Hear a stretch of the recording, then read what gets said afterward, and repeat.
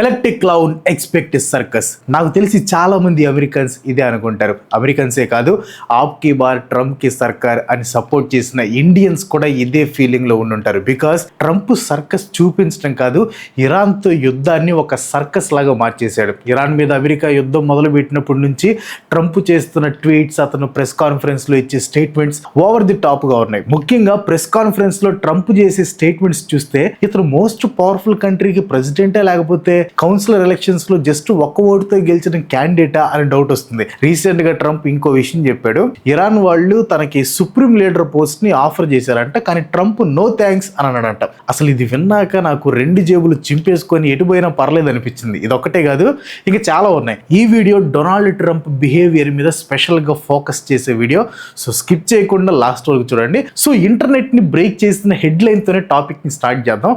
So Trump claims ఏంటంటే US దెబ్బకి భయపడి ఇరాన్ తమ బ్యాక్ ఛానల్ ద్వారా ఏదో ఒక డీల్ చేసుకోవాలని ట్రంప్ ని అప్రోచ్ అయిందంట. పీస్ డీల్ చేసుకోవడానికి ఇరాన్ చాలా డెస్పరేట్ గా ఉందంట. సో ఈ డెస్పరేషన్ లో ఇరాన్ వాళ్ళు ట్రంప్ కి సుప్రీం లీడర్ అథారిటీని ఆఫర్ చేశారంట. ట్రంప్ ఏమో నో థ్యాంక్స్ అన్నాడంట.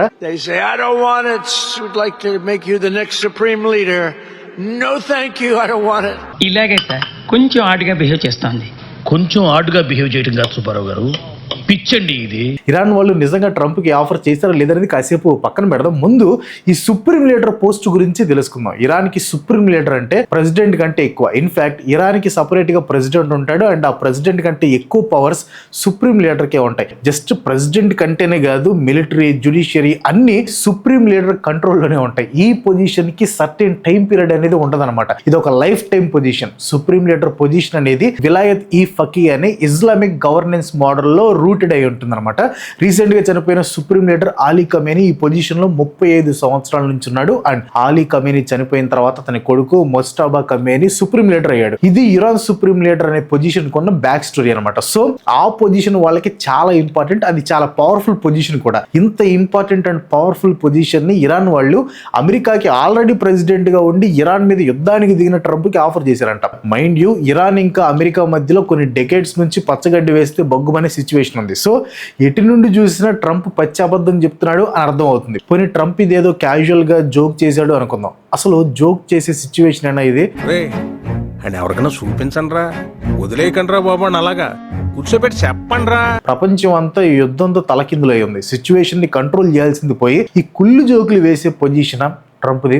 ఇరాన్ వాళ్ళు మాత్రం అమెరికాతో ఎటువంటి నెగోషియేషన్ జరగట్లేదు అని చెప్పి ట్రంప్ చేసే క్లెయిమ్స్ ని కొట్టిపడేస్తున్నారు. ట్రంప్ చేసే క్లెయిమ్స్ అసలు ఎంత దిగజారిపోతున్నాయంటే రీసెంట్ గా ఇంకో క్లెయిమ్ చేశాడు. దాన్ని క్లెయిమ్ అనడం కంటే పర్సనల్ అటాక్ అనొచ్చు. ఇరాన్ కి కొత్తగా అపాయింట్ అయిన సుప్రీం లీడర్ మొజ్తబా ఖమేనీ గే అని సిఐఏ వాళ్ళు ట్రంప్ కి చెప్పారంట. ట్రంప్ ఆ విషయాన్ని ప్రెస్ ముందు చెప్పాడు. ఇరాన్ లో హోమోసెక్షువాలిటీ ఇల్లీగల్, సో ఇప్పుడు గే సుప్రీం లీడర్ పరిస్థితి ఏంటి అని ట్రంప్ క్వశ్చన్ చేస్తున్నాడు. వయసు పెరిగితే చాదస్తం పెరుగుతుంది అంటారు, కానీ ఈ మనిషికి డబ్బా కొట్టుకోవటం బాగా పెరిగిపోతుంది. ఒక పక్కన ఇరాన్ తమకి ఎంత నష్టం కలుగుతున్నా అమెరికాని ముప్పి తిప్పలు పెట్టి 3 చెరువులు నీళ్లు తాగిస్తుంది. కానీ ట్రంప్ ఏమంటున్నాడు చూడండి. The Navy is gone, 24 ships in 3 days. That's a lot of ships.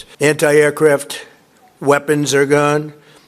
So they have no air force, they have no air defense. Iran దగ్గర నేవీ లేదు, ఎయిర్ ఫోర్స్ లేదంట. మరి ఇరాన్ ఇప్పటికీ స్ట్రాంగ్ గా ఎలా ఫైట్ చేస్తుంది? స్ట్రైట్ ఆఫ్ హర్ముజ్ ని ఎలా గ్రిప్ లో పెట్టుకుంది? అంతేకాదు ఇరాన్ లో లాస్ట్ 3 వీక్స్ లో 7,000 టార్గెట్స్ ని హిట్ చేసామని ట్రంప్ అంటున్నాడు. 7,000 targets in just 3 weeks. 3 weeks లో 7,000 టార్గెట్స్ ని హిట్ చేయటం అంటే మామూలు విషయం కాదు. కంపారిజన్ కోసం యుఎస్ ఆఫ్ఘనిస్తాన్ క్యాంపెయిన్ తీసుకోండి. 20 సంవత్సరాల్లో యుఎస్ ఆఫ్ఘనిస్తాన్ లో 40,000 సైట్స్ ని టార్గెట్ చేసింది. కానీ ట్రంప్ మాత్రం 7,000 ఇన్ జస్ట్ 3 వీక్స్ అంటున్నాడు. ఇది నిజంగా మిలిటరీ రియాలిటీ అయినా అని డౌట్ వస్తుంది. ఎందుకంటే ట్రంప్ ఇంతకు ముందు కూడా యుఎస్ మిలిటరీ యాక్షన్ గురించి ఉన్నది లేనట్లు కలిపి చెప్పాడు. సో ఇప్పుడు ట్రంప్ చెప్తున్నది ఎంతవరకు నిజం అనేది ట్రంప్కే తెలియాలి. మిలిటరీ యాక్షన్స్ గురించి పక్కన పెడదాం. ట్రంప్ తనని తాను సూపర్ మ్యాన్ అనుకుంటున్నాడేమో కానీ ఇరాన్ అయిపోయాక క్యూబాని తీసుకుంటా అని అంటున్నాడు. ఎస్, ఎగ్జాక్ట్ గా అదే వాడు యూజ్ చేశాడు. I will be taking Cuba అని. Taking Cuba in some form, yeah. Taking Cuba. I mean, whether I free it, take it, think I can do anything I want with it. ఒక president మాట్లాడాల్సిన తీరు కానీ behaviour కానీ ట్రంప్లో అస్సలు కనిపించట్లేదు. తప్పు చేసి ఆ తప్పుని కప్పిపుచ్చుకోవడానికి లేని ధైర్యం చూపిస్తున్నట్లుంది.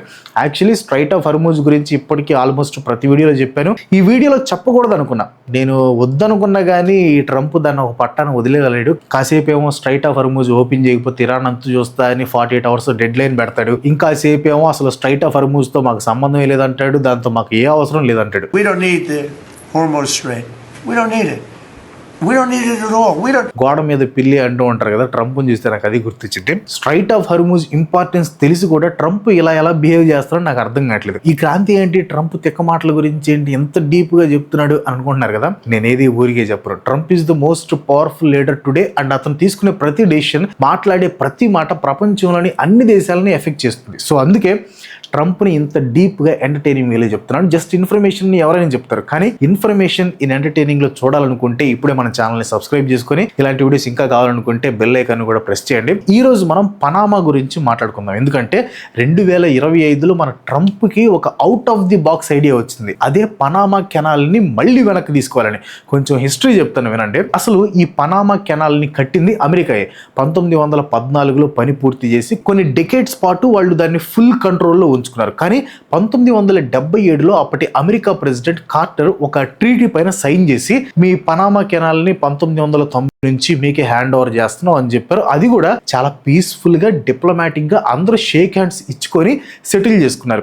అది జరిగి ఎప్పటికీ 26 సంవత్సరాలు అయింది. కానీ మన ట్రంప్ ఉన్నాడు కదా, ఇప్పుడు మళ్ళీ అది నాకు కావాలి అంటున్నాడు. అంతా సెటిల్ అయిపోయి వాళ్ళంతా రికగ్నైజ్ చేసిన పనామా హ్యాండ్ ఓవర్ ట్రీటీని తూచని మాకు అది మళ్ళీ తిరిగి కావాలి అంటున్నాడు. రీజన్ ఏంటి తెలుసా? కెనాల్ పైన చైనా ఇన్ఫ్లుయెన్స్ ఎక్కువ అయిపోతుందంట. కాకపోతే జియో పొలిటికల్ గా చెప్పాలంటే ఇందులో నిజంగా కొంచెం మ్యాటర్ ఉంది. చైనా కంపెనీస్ కి ఆ కెనాల్ దగ్గర పెద్ద పెద్ద పోర్ట్ ఆపరేషన్స్ ఉన్నాయి. అమెరికా మిలిటరీ ప్లానర్స్ కూడా దీని గురించి చాలా సీరియస్ గా టెన్షన్ పడుతున్నారు. ఇది మంచి స్ట్రాటజిక్ ఇష్యూ, నో డౌట్. కానీ ఇక్కడే ట్రంప్ తన క్లాసిక్ ట్రంప్ స్టైల్ చూపించాడు. ఇక్కడ ట్రంప్ సరే కూర్చొని మాట్లాడుకుందాం అనలేదు, పోనీ పనామాతో డిప్లొమాటిక్ గా వర్క్ చేద్దాం అని కూడా అనలేదు. డైరెక్ట్ గా మేము దాన్ని వెనక్కి లాక్కుంటాం అన్నట్టు బెదిరించాడు. కావాలంటే మిలిటరీ ఫోర్స్ కూడా వాడతామని ఇండైరెక్ట్ గా చెప్పాడు. దీనికి పనామా ప్రెసిడెంట్ అబ్బే అస్సలు కుదరదు అని ముఖం పైన చెప్పేశాడు. ఇంకా చైనాతో అమెరికా కాంపిటీషన్ లో సపోర్ట్ ఇవ్వాల్సిన లాటిన్ కంట్రీస్ ఈ దెబ్బతో షాక్ అయ్యాయి. ఇక్కడ ఒక ఐరనీ ఏంటంటే చైనా ఇన్ఫ్లుయెన్స్ ఎక్కువైపోతుందని ట్రంప్ పనామాని బెదిరిస్తే ఆ భయంతో మిగిలిన లాటిన్ అమెరికన్ కంట్రీస్ ట్రంప్ కి సపోర్ట్ చేయకపోగా ఇంకా ఫాస్ట్ గా వెళ్లి చైనాకి దగ్గరయ్యాయి. రేపొద్దున అమెరికా మమ్మల్ని కూడా ఇలాగే బెదిరిస్తుందని భయపడి ప్రొటెక్షన్ కోసం మళ్ళీ ఆ చైనా దగ్గరికి వెళ్ళాయి. మీకు క్లియర్ గా అర్థమయ్యేలా చెప్పాలంటే ఇప్పుడు లాటిన్ అమెరికా ఎగ్జాక్ట్ ఫీలింగ్ ఇదే. వీడు వాడిని ఎదవా అని చెప్తున్నాడు సరే, కానీ వీడు వాడి కంటే పెద్ద ఎదవలాగా ఉన్నాడు కదరా అని అనమాట. ఇక్కడ మనం మాట్లాడుకోవాల్సిన ఇంకో పెద్ద టాపిక్ వచ్చేసి టారిఫ్స్ అనమాట. సింపుల్ గా చెప్పాలంటే ఇంపోర్ట్ ట్యాక్సెస్ అనమాట. ఇది వినడానికి కొంచెం ఫన్నీగా ఉన్న ఇండియా లాంటి కంట్రీస్ కి అండ్ వరల్డ్ ఎకానమీకి మాత్రం ఇది ఒక పెద్ద ఎర్త్ క్వేక్ లాంటిది. 2025లో ట్రంప్ ఒక రేంజ్ లో రెచ్చిపోయి మోడర్న్ అమెరికా హిస్టరీలోనే బిగ్గెస్ట్ టారిఫ్ రెజిమ్ ని స్టార్ట్ చేశాడు. చైనా పైన కొన్నిసార్లు అయితే 145% టారిఫ్స్ వేశాడు. యూరోప్ పైన, మెక్సికో పైన, ఇండియా పైన అసలు ఎవరిని వదలలేదన్నమాట. అందరిపైన ట్యాక్స్ వేశాడు. ఏందిరో వాల్యూమ్ పెంచినావు పెంచక నేను చూసి పోసేసుకుంటా అనుకున్నావా?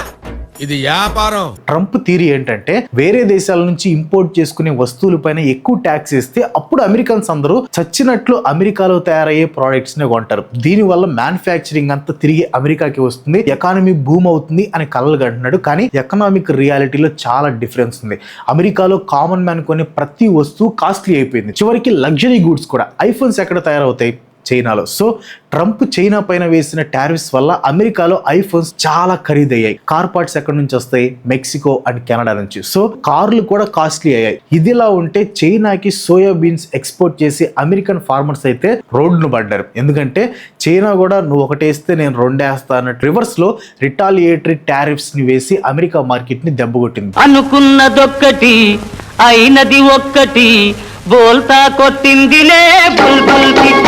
దీనివల్ల స్టాక్ మార్కెట్ చాలా సార్లు క్రాష్ అయింది. $1 ట్రిలియన్ ఒక్క రోజులో ఆవిరైపోయిన రోజులు కూడా ఉన్నాయి. కానీ మన ట్రంప్ సోషల్ మీడియాలో ఏదైనా పోస్ట్ పెడితే మాత్రం ఆ రోజు మార్కెట్ మళ్ళీ సుయ్యని పైకి వెళ్ళేది. ఎంతైనా ట్రంప్ వాల్యూ వేరే లెవెల్ కదా. అసలు ఒక స్టేజ్ లో వరల్డ్ ఫైనాన్షియల్ సిస్టమ్ అంతా ట్రంప్ మూడు పైన, ఆయన ట్రూత్ సోషల్ పోస్టుల పైన రన్ అయ్యేదంటే నమ్మండి. ఒక రోజు పొద్దున్నే ట్రంప్ సోషల్ మీడియాలో టారిఫ్స్ ని కొంచెం ఆపుదాం అని హింటిస్తే మార్కెట్లు ఎక్స్ప్లోడ్ అయ్యి పైకి వెళ్ళేవి. మరుసటి రోజు నేను అలా అనలేదే అని కాంట్రాడిక్ట్ పోస్ట్ పెడితే మార్కెట్లు క్రాష్ అయ్యేవి. రిపోర్ట్స్ ప్రకారం పెద్ద పెద్ద హెడ్జ్ ఫండింగ్ మేనేజర్స్ అయితే స్పెషల్ గా జనాల్ని హైర్ చేసుకున్నారు. ఎందుకు తెలుసా? కేవలం ట్రంప్ సోషల్ మీడియాని 24 hours మానిటర్ చేయడానికి. రెడీగా ఉండండి రా. హ్యూమన్ హిస్టరీలోనే ఇది మోస్ట్ పవర్ఫుల్ ఎకానమీ. ఒక మనిషి తన బ్రేక్ఫాస్ట్ తింటూ చేసే ట్వీట్స్తో డే ట్రేడ్ చేసుకుంటున్నారు. దీని జియో పొలిటికల్ ఇంపాక్ట్ ఏంటో తెలుసా? చైనా అండ్ యూరోపియన్ యూనియన్స్ ఫాస్ట్గా వాళ్ళ సొంత ట్రేడ్ డీల్స్ చేసుకోవటం మొదలుపెట్టారు. అమెరికా పైన డిపెండ్ అవ్వకుండా సౌత్ ఈస్ట్ ఏషియా అండ్ ఆఫ్రికాతో లింక్స్ పెంచుకున్నారు. ట్రంప్ అమెరికా ఇన్ఫ్లుయెన్స్ పెంచాలి అని చూస్తే ఈ టారిఫ్ వార్ వల్ల అందరూ అమెరికాకి దూరం అయ్యి డీ గ్లోబలైజేషన్ ని ఇంకా పెంచారు. ఇంకా చివరి సెగ్మెంట్ కి వచ్చేసాం. ఇది మాత్రం జియో పొలిటికల్ గా ఒక రేంజ్ లో ఉంటుందన్నమాట. మన ట్రంప్ తన సెకండ్ టర్మ్ లోకి వచ్చినప్పుడు ఒక పెద్ద మాట చెప్పాడు. అదే రష్యా యుక్రెయిన్ వారిని నేను 24 గంటల్లో ఆపేస్తాను. I would get a settlement in 24 hours. కానీ ట్రంప్కి ఇంకా 24 గంటలు అయిపోయినట్టు లేవు. అసలు ఏం జరుగుతుందంటే అక్కడ ఒక డిప్లొమాటిక్ రోలర్ కోస్టర్ రైడ్ నడుస్తుంది. ట్రంప్ టీం డైరెక్ట్ గా రష్యాతో మాట్లాడటం స్టార్ట్ చేశారు. అది కూడా పక్కన ఉన్న యూరోపియన్ ఎలైస్ కి కనీసం ఇన్ఫర్మేషన్ కూడా లేకుండా, పాపం యుక్రెయిన్ కి చర్చలు జరిగేటప్పుడు చెప్పకుండా మొత్తం మాట్లాడుకున్నాక మేము ఇది ఫిక్స్ అయ్యాం అని చెప్తున్నారు. ట్రంప్ బిహేవియర్ దెబ్బకి యూరోప్ లీడర్స్ కి అసలు పానిక్ అటాక్స్ మొదలయ్యారన్నమాట. మేము ఎన్ని డబ్బులు పెట్టి వెపన్స్ ఇచ్చి యుక్రెయిన్ కి సపోర్ట్ చేస్తుంటే మా కాంటినెంట్ మీద జరుగుతున్న వారు గురించి మాకు చెప్పకుండా నెగోషియేషన్స్ చేస్తారని వాళ్ళు ఫుల్ ఫైర్ లో ఉన్నారనమాట. ఇంకా ఓవెల్ ఆఫీస్ లో ఒక సీన్ జరిగింది, అది మనందరికీ తెలుసు. ట్రంప్ అండ్ అతని టీము యుక్రెయిన్ ప్రెసిడెంట్ జెలెన్స్కీతో చాలా హార్ష్ గా మాట్లాడారు. ఇంత సపోర్ట్ చేస్తున్న అమెరికాకి నువ్వు ఇంకా కృతజ్ఞతగా ఉండాలి అని ముఖం మీద చెప్పారు. ఒక్కసారి ఊహించండి, మిసైల్స్ అటాక్స్ మధ్యలో ఒక వార్ టైం గవర్నమెంట్ ని రన్ చేస్తున్న జెలెన్స్కీకి నీ టోన్ కొంచెం తగ్గించుకో అని వార్నింగ్ ఇచ్చాడు. అది కూడా ఓవెల్ ఆఫీస్ లో అన్ని కెమెరాల ముందు. ఈ ఫుటేజ్ వరల్డ్ వైడ్ గా బాగా వైరల్ అయినప్పుడు యూరోపియన్ లీడర్స్ కి మైండ్ బ్లాక్ అయిపోయింది అనమాట. నాటో అలైస్ అందరూ ఇప్పుడు గప్ చిప్ గా ఒక విషయం మాట్లాడుకుంటున్నారు.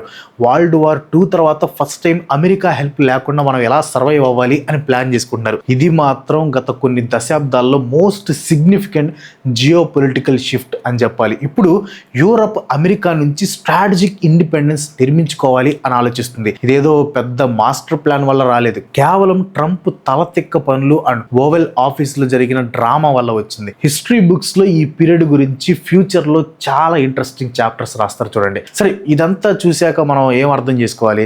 ఇక్కడ నా హానెస్ట్ జియో పొలిటికల్ టేక్ ఏంటంటే, సుప్రీం లీడర్ ట్రంప్ జోక్స్ పక్కన పెడితే ఇక్కడ నిజంగా ఏదో ఒక పెద్ద ఇంపార్టెంట్ మ్యాటర్ జరుగుతుంది. వరల్డ్ వార్ 2 తర్వాత మన ప్రపంచం ఒక ప్రాసెస్ లో ఉండేది. అమెరికా అంటే ఒక యాంకర్ లాగా వరల్డ్ ఆర్డర్ కి ఒక పెద్ద దిక్కన్నట్టు ఉండేది. కానీ ఇప్పుడు అది ఎప్పుడూ లేనంత స్ట్రెస్ టెస్ట్ కి గురవుతుంది. అమెరికా మీద అలైస్ కి నమ్మకం లేదు, శత్రువులు మాత్రం ఛాన్స్ కోసం వెయిట్ చేస్తున్నారు. గ్లోబల్ ఎకనామిక్ సిస్టమ్ అంతా రియల్ టైంలో మారిపోతుంది. దీని అర్థం మొత్తం డిస్ట్రాయ్ అయిపోతుందా? భయపడకుండా, అలా జరగదు.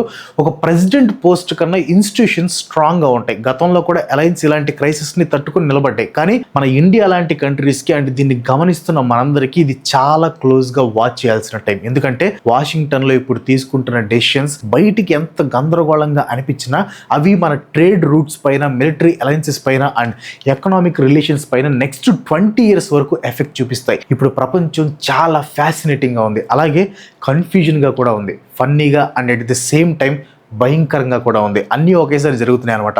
అందుకే మీరు ఈ ఛానల్ని ఫాలో అవ్వాలి. ఎందుకంటే ప్రతి వీక్ మనం దీన్ని సింపుల్గా మీకు అర్థమయ్యేలాగా బ్రేక్ డౌన్ చేస్తాం. కాబట్టి మీరు ఈ వీడియో మొత్తం చూసారంటే థ్యాంక్ యూ సో మచ్. మీరు ఇప్పుడు అఫీషియల్లీ మీ చుట్టూ ఉన్న వాళ్ళకంటే గ్లోబల్ అఫైర్స్ మీద ఎక్కువ ఇన్ఫర్మేషన్ తెలుసుకుంటున్నారు. ఈ నాలెడ్జ్ ని మంచిగా యూజ్ చేయండి. ఈ వీడియో మీకు నచ్చితే వెంటనే లైక్ కొట్టండి. ప్రపంచంలో ఏం జరుగుతుందో తెలియని మీ ఫ్రెండ్స్ కి దీన్ని షేర్ చేయండి. ఇంకా సబ్స్క్రైబ్ చేయకపోతే వెంటనే సబ్స్క్రైబ్ చేయండి. ఇంకో మంచి చిత్రంతో మళ్ళీ కలుసుకుందాం. మాత్రం సెలవు. Bye bye.